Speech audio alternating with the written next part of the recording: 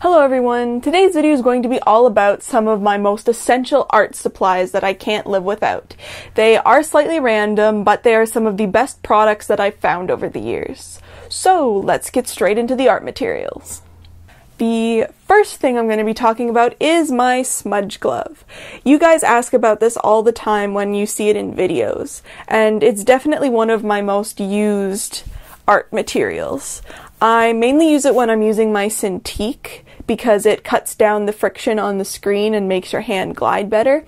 But I definitely always use it when I'm doing colored pencil drawings or drawings that have lots of lines on them to stop the pencils from smudging. It just keeps your hand clean, but it also, I think, cuts down the smudging on the actual drawing. Mine is by Smudge Guard. There will be a link in the description for this. Some of the products might not actually have links just because I have such an international audience. I don't think it's fair to try and find one website that has the materials. You know, you might be able to get it cheaper on some other website that ships easier to your country. But for the Smudge Guard, it is an independent brand, so I will definitely be putting the specific link to where you can get this type of glove. I know they make them with one finger, like just the pinky. Mine is the two finger. They come in different sizes, different colors. These are great. Definitely recommend if you have a Cintiq or another drawing tablet, especially if you have an iPad Pro and you're drawing on it. Just the movement on the screen to help your hand glide. These are amazing. Sticking with the drawing material, the next item is this Tombow Mono Zero 2.3mm eraser. Yes, it is in pen form, as you can see.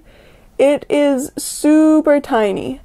Like I said, it's 2.3mm. It is great for erasing tiny detail. You know, if you're doing a super intricate design for something, this is the eraser to have. You will never accidentally erase something that you don't want to erase with this. It is great. You can also get the refills for the eraser part, which is great too. You don't always have to rebuy, you know, the whole pen thing. But yeah, the Tombow Mono Zero 2.3mm eraser. Another thing is this pencil sharpener. This is the greatest pencil sharpener for colored pencils that I have ever found. It is the Mitsubishi KH20 2000. I will find the link for this and put specifically what it's called in the description box, because if you are using colored pencils, you need this in your life. It gives the most precise point of any sharpener I found. You can adjust with this button whether you want the lead to be more blunt or not. It works great for normal pencils too. I just normally use a knife to sharpen them because it gets it super sharp for me. But for colored pencils, this is the sharpener to have. The next slightly random product is this bottle. This bottle I use for masking fluid all the time. I don't even know what I was using for masking fluid before I discovered these bottles, but it was definitely not as good as this. This bottle is normally, I'm pretty sure, used for henna tattoos, but I just pour some of my masking fluid into this when I want to use it, and then use it. As you can see, it has a super fine point, and then just this pin to keep the nozzle unclogged. But if you use masking fluid and you find that it goes all over the place and you're not a huge fan of that, try one of these bottles. This is the white gel pen of the white gel pens. It is the Uni-Ball Signo Broad gel pen, and I'm assuming white. Yep, what do you know? Never would have guessed that. But these are the most pigmented and easily maneuverable white gel pens of any of the ones that I've tried, and I've tried about every single type of white gel pen, paint marker, anything, and this is by far the winner. The next thing is this very tiny brush. It is a Winsor Newton Cotman brush. in the designer's style in size 0. Now, this brush is fantastic for detail, but the reason I'm pointing out this specific brush is because the Winsor Newton Cotman line has this brush type called designers. Now, normally in brush ranges, there is a round brush and then a script brush, which the Cotman line has both of those too. But the designer brushes are an in-between length. So if you find that the script brushes are too long and you can't work with them easily, but the round ones are too short and the smaller brushes don't hold enough water, this is the answer to that problem. I'm pretty sure 0 is the smallest size it comes in, but I think it comes in a couple of sizes bigger than this too. But this brush I use in almost every painting. It is the best detail brush that I found. It holds lots of pigment, but it's very easy to work with. So that's that. The next thing, watercolor pans. Empty ones to be specific. I know, very strange. But I'm not sure if people actually realize you can buy the separate pans, which granted they're not easy to find. I think I've found one place that sells them, which will be linked below if you want to buy some for yourself. But they come in full-size pans and half pans, and what I do with these is I take my tubed watercolors and empty in them.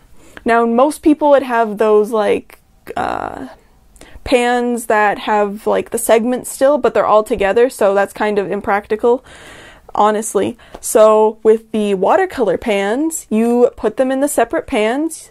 This is a pan holder, which I will link below as well. But this is the top part of my main palette that I've shown in a few videos. But I have my Winsor Newton colors here that I've taken from tubes and put them in pans, and then the bottom 2 rows are Daniel Smith, which, so see, you can just remove the pans from the palette. I have written on them what the names are and what company it is, so Daniel Smith, DS. But yeah, the pans are great for organizing. If I ever wanted to take certain colors of these with me somewhere, they're very easy to take out. For reorganizing colors, I know when I've added colors to my Daniel Smith collection, I've separated, you know, moved these pans over and put the new color if it was like in between colors. That wasn't good. So yes, these watercolor pans are fantastic. The next thing are these black cases. Now, what are these black cases, you may ask? Well, they are pencil crayon holders. Look at how lovely and organized this is, which thankfully it actually does look like this at all times because I'm paranoid like that and I need all the colors in order. But these pencil cases, which it's not necessarily these ones specifically, it's more of the idea of these large pencil type display case things that hold like 100 plus pencils. These ones hold 120 pencils, so these ones are my polychromos, which are exactly 120 pencils. As you can see, they are all there, they're all in color order. They fit in really nicely. There's 2 pencils per elastic band. The other one that I have that's like that holds my Prismacolor pencils, which there are more Prismacolor colors than Polychromos colors, so there are some slots in my Prismacolor one that have 3 pencils, but they're just great. I go into these and pick out colors and put them in a cup when I'm using them, and then they go back in here, but it just is super easy to be able to see all of the colors. You can keep them very easily in order this way. And yeah, these ones are just kind of generic ones from Desserts, which is a Canadian art store. These ones in particular aren't necessarily the have part, it's more of the idea. I'm sure you could find like the large 100+ pencil case holders somewhere. But the other thing that I like about these is because they just they're just the like book and they open flat, it means that you can see all your pencils at all times. I know some other ones have like a flap in the middle, so you'd have like some here, some in the middle, and then you'd flip it and you'd have to see the other ones. But with these, they're just all there all the time, all organized, color order. They look great. The next thing that kind of goes along in the same vein as those colored pencil holders are swatch sheets. I use swatch sheets constantly, especially with those colored pencil organizers. So for instance, this one, which one is this one? This one is my Prismacolor one. So when I'm going to do a drawing or whatever, I look at what colors I need on the swatch sheet, and then I go find them in that. Now, my Prismacolor one I don't think is in perfect order to the swatch sheet, but the Polychromos one definitely is. So it's super easy to find the color that you need. You already know what the color is going to look like. They're just great. I also have the Daniel Smith tester sheet things, or whatever these are called, that you can buy, and they come with a tiny dollop of paint, which are great because what I've done is I bought the sheets. There's 4 pages, so they're double-sided, and I swatched them all, so not only did this become a color chart, but it also becomes a thing that if I realize I need a certain paint color or I want to look at expanding my Daniel Smith collection, I just go to this swatch sheet, look at all the different colors, and I choose which ones I might want to add to the collection, or that I realize I don't really have a color like that and I'm needing a color similar to that. And so what I do is I just go along, and so the different colors that I have, I add this blue dot beside them so I know that I have them. But yeah, on this back side is the duochrome and metallic one, so I added a bit of black watercolor ground so that you could see the difference of what the duochrome looks like on white paper and black or darker colors. But yes, swatch sheets are great. Definitely make them for whatever pens, markers, paints that you have. It will seriously help you. I even made a swatch sheet for the Crayola colors that I use for my Crayola challenge to keep myself organized and so I could see all the colors, because lots of the times for colored pencils, the color on the wood, like the color that's on the wood, that it's like its approximate color is like miles off of what the color actually is. So swatch sheets will save you from making bad color choices or following the color on the wood and it being a completely different color, and it's never fun. So swatch sheets. Like, I have my Prismacolor markers that I have swatched too. Just swatch sheets are amazing, and if you haven't done them, you need to. The next thing, portfolios. Now, I don't use them for the portfolio type way that you'd normally use a portfolio for. I use them to hold my finished paintings. Anything that is loose paper, that isn't in like a sketchbook or isn't on a canvas or something, I put in a portfolio. This one is a 14 by 17 size, but I have them in like 3 different sizes. So these are the different paintings in this one. I'm sure you recognize them from different videos and stuff. But any painting that I do, I put in here. It is just the best way that I've found to organize paintings, keep them safe. Obviously, because they're in a book, they're not smudging, they're protected. Yeah, they're just great. And also, portfolios really don't take up that much space, you know? It is a book. This one is massive, I know. So that was a terrible example to use for not taking up space.